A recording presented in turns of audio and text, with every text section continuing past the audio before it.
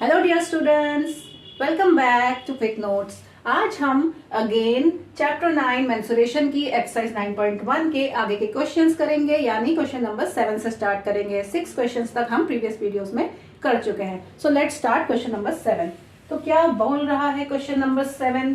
Can you read it out? Question number 7 का कहना है कि आपको एक फ्लोर है, उस फ्लोर में 3000 टाइल्स दिए हुए हैं। Okay, so let me read it out for you. मैं आपको जरा क्वेश्चन रीड करके बताती हूँ। The floor of a building consist of 3000 tiles. Okay, the floor of a building consist of 3000 tiles. एक फ्लोर है जिसमें 3000 टाइल्स सेट करे गए हैं, विच आर rhombus shaped। किस शेप के हैं टाइल्स? rhombus शेप के हैं। And each of its diagonals are 45 centimetre and 30 centimetre in length. ठीक है, जो उसके डायगोनल्स हैं rhombus के, तो आप कैसे अज्यूम करेंगे? ये एक फ्लोर था, इस फ्लोर में rhombus शेप के इस तरह के बहुत सारे टाइल्स लगे हुए थे। तो इनकी जो क्वांटिटी थी कितनी थी?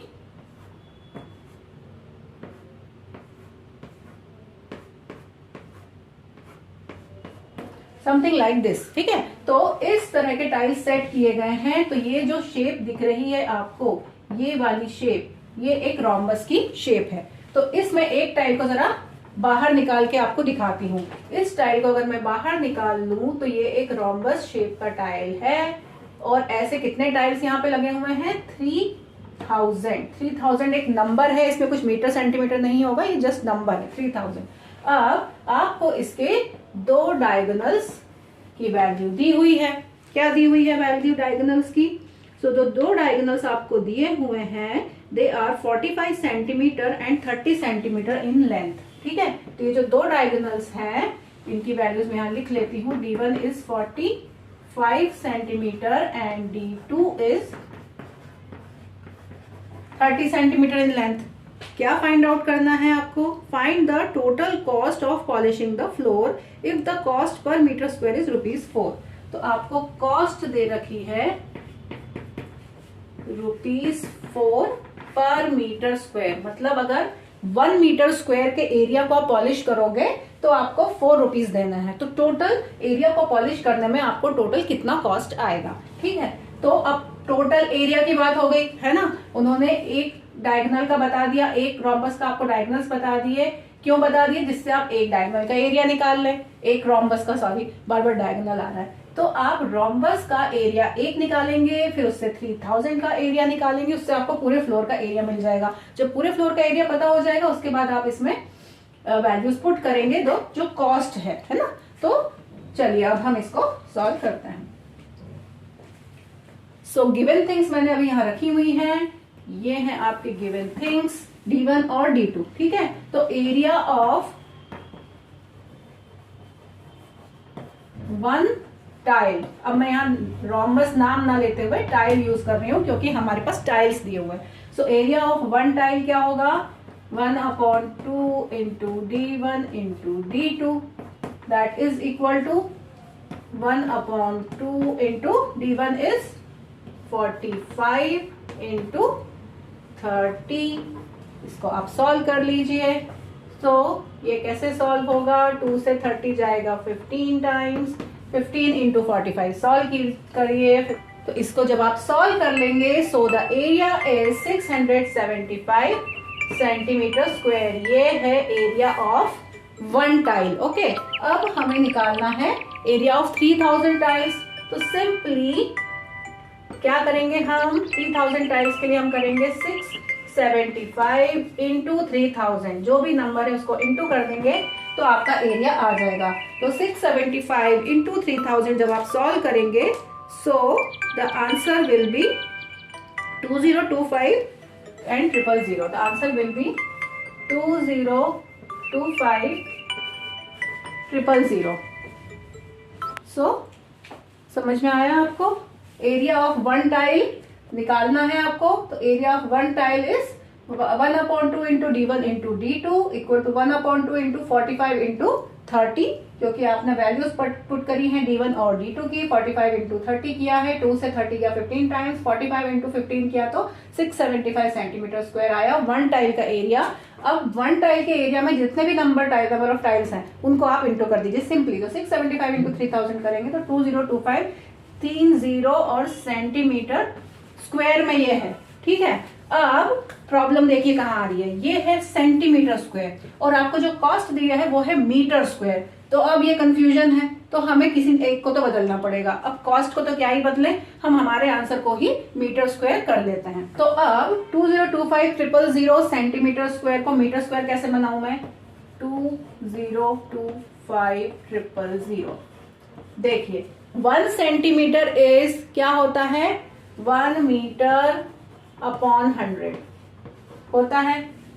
अब ये जो सेंटीमीटर का स्क्वायर था मतलब 2 सेंटीमीटर इंटू हो रहा था, तो 2 सेंटीमीटर को मैं 2 मीटर लूंगी। फर्स्ट सेंटीमीटर का मीटर अपॉन 100 और दूसरे सेंटीमीटर का मीटर अपॉन 100। तो यहाँ मुझे नीचे 2 बार 100 से डिवीजन करना पड़ेगा इसको मीटर स्क्वायर बनाने के लिए। तो metre into metre will become metre square. अब ये जो 2 जीरो हैं, ये 2 जीरो से ये 2 जीरो कैंसिल हो गए, एक बचा है 0, एक इससे कैंसिल हो गया, बट एक 10 बच रहा है ना। तो एक 10 क्या करेगा, देखिए ये बनेगा 2025 अपॉन 10 मीटर स्क्वायर, इस तरह से आ रहा है। अब अपॉन 10 मतलब क्या होता है, जब 1 0 है मतलब 1 नंबर के पहले पॉइंट आपको लगा देना है। तो अब ये क्या बन जाएगा, 202.5 मीटर स्क्वायर, है ना। ये है आपका area in metre square. Okay, this is the area in metre square. चलिए अब निकालेंगे हम कॉस्ट। चलिए तो अब सिंपली दोनों को मल्टीप्लाई करना है और कुछ भी नहीं करना है, क्योंकि 2025 मीटर स्क्वायर आ गया है आपका एरिया। ठीक है ना, कॉस्ट आपको दी हुई है 4 रुपीज पर मीटर स्क्वायर, है ना।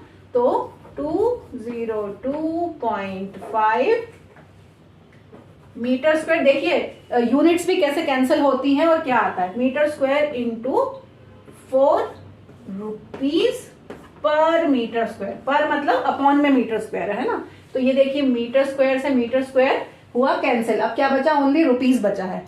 तो जब भी आप सॉल्व करें ये देख लें कि हम जो कैलकुलेशन कर रहे हैं उसमें हमारी यूनिट सही आ रही है कि नहीं, है ना। कहीं कोई मीटर कोई सेंटीमीटर बच तो नहीं गया, नहीं तो आपके आंसर भी गड़बड़ हो जाएंगे। तो आप इनको आप सिंपली मल्टीप्लाई कर लें। तो जब आप इसको सॉल्व करेंगे तो 202.5 इंटू 4 करेंगे तो आंसर विल बिकम 8100 है। सिंपली मल्टीप्लीकेशन, अभी पॉइंट नहीं लगाया है। तो पॉइंट कहाँ है, 4 में कोई पॉइंट नहीं है, सिर्फ 5 के पहले एक पॉइंट है, तो एक पॉइंट मैंने यहाँ लगा दिया। तो 0.0 की कोई वैल्यू नहीं होती है, जैसा कि पहले भी बताया था। 0.0 हट जाएगा, सिर्फ कितना बचेगा, 810 और रुपीज था यहाँ पे, तो रुपीज को मैं आगे लिख दे रही हूँ। तो रुपीज 810। मुझे लगता है मैंने पूरा स्टेप बाय स्टेप आपको समझाया है, आपको एक एक स्टेप समझ में आई है। ये पूरा क्वेश्चन समझ में आया है, थोड़ा सा ट्रिकी था। इस क्वेश्चन को आप प्लीज 2 बार रिपीट करके देखिए, एक एक स्टेप बाय स्टेप देखिए। एक भी स्टेप आपने मिस करी तो आप कंफ्यूज हो जाएंगे। ओके, सो आई होप आपको ये समझ में आया होगा। चलिए अब देखते हैं question number 8।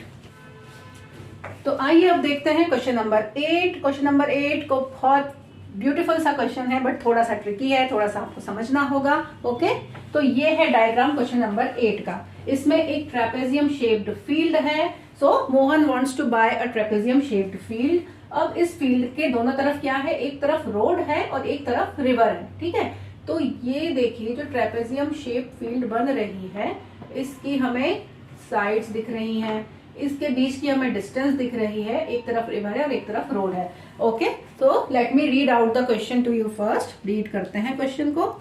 Mohan wants to buy a trapezium shaped field. ठीक है, Mohan wants to buy a trapezium shaped field. Its sides along the river is parallel to and twice along the road। इसकी जो 2 साइड्स हैं ट्रेपेजियम शेप्ड फील्ड की, ये जो 2 sides हैं ये पैरेलल हैं। सबसे पहले तो ट्रेपेजियम में जरूरी है कि 2 साइड्स पैरेलल होनी चाहिए। और उन्होंने क्या बोला कि ये वाली जो साइड है ये इसकी ट्वाइस है, डबल है। मतलब ये जितनी भी लेंथ होगी, 100 होगी तो 200 होगी, ये 4 है तो ये 8 है, ट्वाइस है। ठीक है, तो नीचे वाली जो साइड है वो ऊपर वाली साइड की इंटू 2 है, मल्टीप्लाइड बाई 2 है, जो भी ऊपर वाली रही होगी उसकी।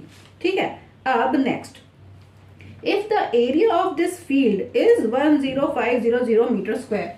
तो वेरी गुड, हमें एरिया तो दे ही दिया है पहले से, area is 10500 metre square and the perpendicular distance between the two parallel sides is 100 metre, है ना, ये 100 मीटर हमें दे रखी है।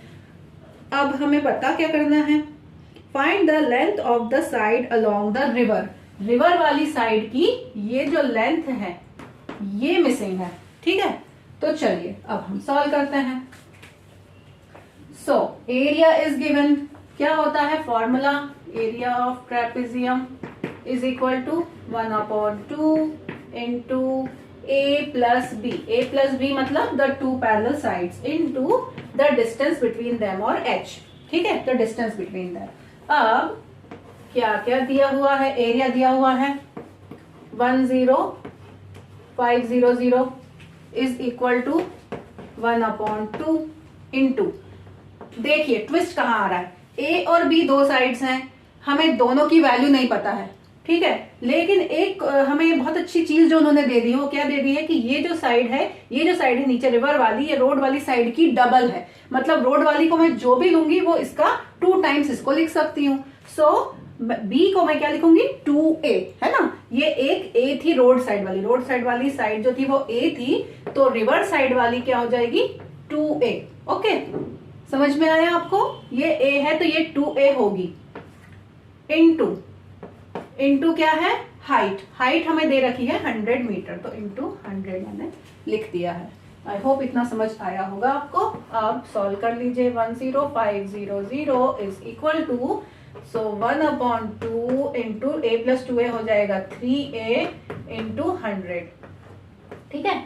अब सॉल्व कर लेते हैं इसको, तो 2 से ये चला जाएगा 50 और अब इन सबको इधर ले जाती हूं मैं, so 10500 divide by 50 is equal to 3a, simple, 10 से 10 गया, 5 से इसको सॉल्व कर लेते हैं, है ना, 5 2 10, 5 1 5 और एक 0, सो 210, दैट मीन्स कि 210 is equal to 3a, that means a is equal to 210 divide by 3, 70। अब आप में से कई लोगों ने गलती करी हो कि ए निकाला और बोला आंसर आ गया, बट आंसर तो वो था नहीं, बुक में पीछे अगर देखो तो आंसर तो कुछ और था। तो प्रॉब्लम कहाँ थी, तो प्रॉब्लम ये थी कि हमने ए निकाली है, ए क्या थी, ए हमने कौन सी मानी थी, ये वाली रोड साइड वाली, रिवर साइड वाली निकालनी थी, हम तो रोड साइड वाली निकाल रहे थे। तो अब क्या आएगी value, so the river side वाली जो लेंथ है वो है ट्वाइस ऑफ दिस, तो हमें ए पता है कि ये है 70 सेंटीमीटर मीटर, तो 2a क्या हो जाएगी 2 into 70, that means it will become 140 metre. So 140 metre is the side towards the river. I hope ये आपको समझ आ गया होगा। Question, is there any doubt, कोई डाउट है क्या? अगर कोई भी डाउट है तो आप प्लीज मुझे लिखिए कमेंट्स में, मैं आपको क्लैरिफाई करूंगी। आई होप इतना समझ में आया होगा। तो आज के लिए इतना ही, ओके। बाकी के क्वेश्चंस हम नेक्स्ट वीडियो में देखेंगे। थैंक